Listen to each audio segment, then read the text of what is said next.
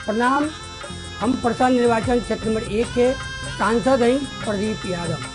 विश्व भर महामारी के रूप में फैलल कोरोना वायरस हमनी के नेपाल में भी दिखाई देले बा।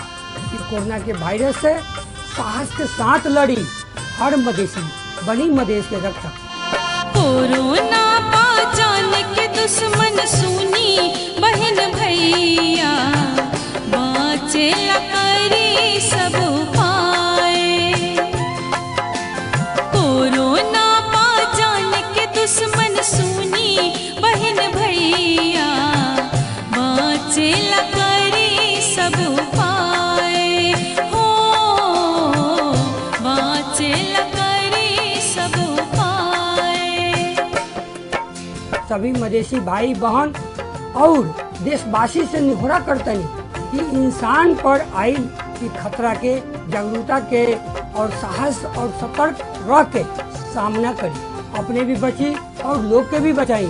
इस संकट के घड़ी में सरकार भी अपने के सहयोग और साथ खोज बा। घर में रहला से वायरस से बचे के आसान उपाय है, दवा भी ये है और दुआ भी ये है। जिम्मेदारी बहुत बड़ा बा, लेकिन जिम्मेदारी भी हमने के ही पालन करे के बा।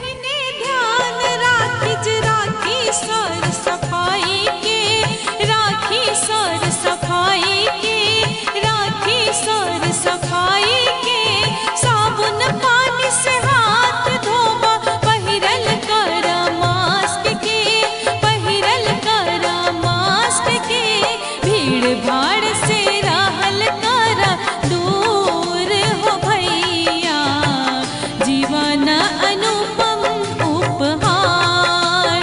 हो कोरोना पहचान के दुश्मन सुनी बहन भैया, बाँचे ला करी सब उपाय।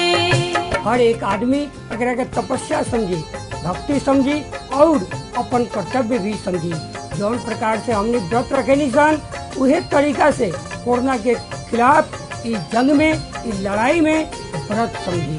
प्रण ली कि हम इस सरकार के हर नियम के पालन करें और दोसर के भी पालन करे लाए प्रोत्साहित करें।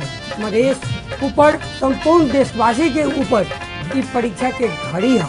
ये परीक्षा के घड़ी में मधेश हमेशा जीतल बा और कोरोना से भी जीती। हिम्मत और हौसला और सही फैसला ही परिणाम आई। हर इंसान बनी मधेश के रक्षक, हर नागरिक कोरोना से अपन मधेश और देश के बचाई।